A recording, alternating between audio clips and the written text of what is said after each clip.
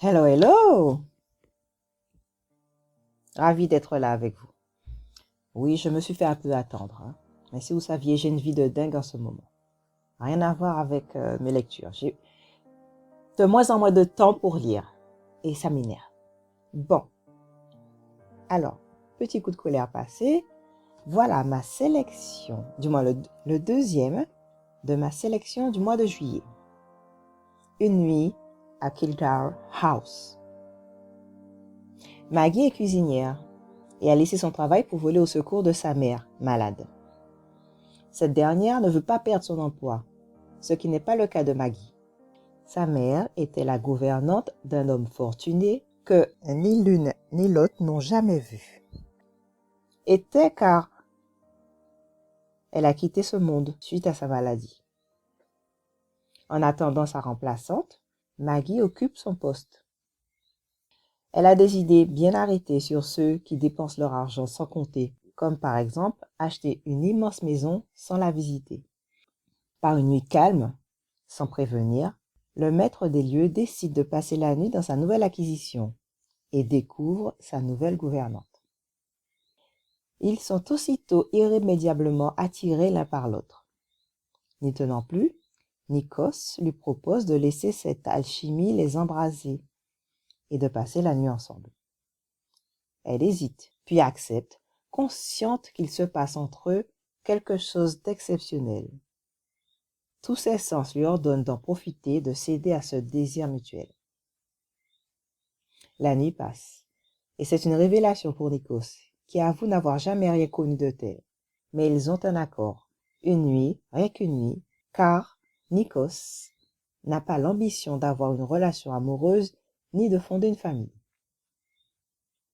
Maggie en prend acte et masque sa déception, et apprécie pleinement ses moments de volupté. La fin annoncée arrive le lendemain, et Nikos s'en va, reprend sa vie. Un an après, ils se revoient par le plus grand des hasards chez des amis et voisins. Elle est traiteur, et entre-temps, elle a mis au monde son fils. Nikos l'ignore. À sa vue, il n'a qu'une idée, la remettre dans son lit. Nikos découvre sa paternité et comprend que sa secrétaire, qui devait l'informer, l'a volontairement maintenu dans l'ignorance. Il réclame un test de paternité. Ce dernier révèle, comme il s'en doutait, que Daniel est son fils. Leur vie prend un nouveau tournant. Il se marie pour le bien de sa holding et pour assurer l'avenir de son fils. Ils envisagent même que ce mariage ne serait que temporaire pour 5 ans. En somme, il n'est pas question de sentiments et il n'y a de place que pour la passion physique, des sens, que pour l'alchimie, leur attirance physique. Maggie change d'univers, côtoie le luxe et se refuse à son mari même pour sa nuit de noces. Elle regrette que Nikos ne prenne pas le temps de nouer des liens avec sa progéniture. Tenir son fils dans ses bras pour la première fois a été une expérience désastreuse qui lui a provoqué une crise de panique. Conséquence d'une enfance et d'une adolescence sans amour, constamment rejetée par ceux censés lui en donner. Le couple bat de l'aile, si bien que Maggie quitte son mari et retourne en Irlande. Après quelques jours, Nikos l'y rejoint, avoue ce qu'il a sur le cœur et sort de la prison dans laquelle il vivait depuis la mort de sa mère. Il accepte l'amour de Maggie, lui en renvoie autant et veut l'annoncer à la terre entière en organisant un nouveau mariage dans la chapelle proche. Alors, mon évaluation.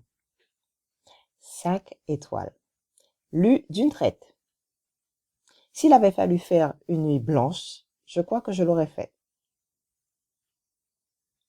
Le roman démarre sur les chapeaux de roue. C'est captivant. J'ai hésité quand même une fois à le poser à un moment certainement moins palpitant, puis j'ai renoncé. En somme, j'ai adoré. Vous me connaissez. Il me manque toujours un petit quelque chose. Mais là, 3 fois rien. Juste un peu plus de détails sur sa situation émotionnelle, sa tristesse pendant leur séparation, avant leur mariage. C'est tout. Bon, pour une fois, je ne vais pas me plaindre des 150 pages. Pourquoi? Parce que l'auteur a fait des coupes dans le temps, 2 fois me semble-t-il. 1 an après, puis 7 mois plus tard. Donc, je n'ai pas l'impression qu'il manque des épisodes ou que la fin, l'issue est précipitée. Il y a un rythme en événement et un rythme temporel bien orchestré. Un régal. En même temps, quand on voit le nom de l'auteur, on comprend. On se dit, bah, normal. On n'en attendait pas moins. Je vous le conseille. En même temps, ce serait crétin de mettre 5 étoiles et de vous le déconseiller.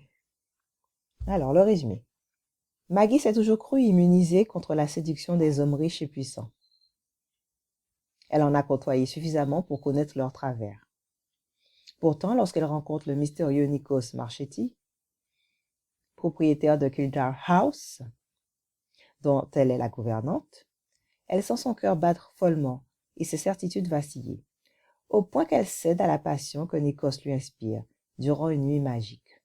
Une nuit qui n'est pas sans conséquence, car bientôt Maggie découvre qu'elle attend un enfant de Nikos. Petit aparté sur la couverture. Pour une fois, ce n'est pas un commentaire sur la robe, même si le dos nu, là, est très... waouh. Le bonhomme.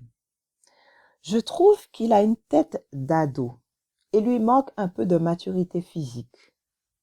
Autre chose, elle sur la couverture. Mais c'est quoi ce regard? C'est pour nous rendre jaloux? Eh bien, dans ce cas-là, c'est réussi. Alors, juste après, la prochaine vidéo, qui ne sera pas vraiment une vidéo.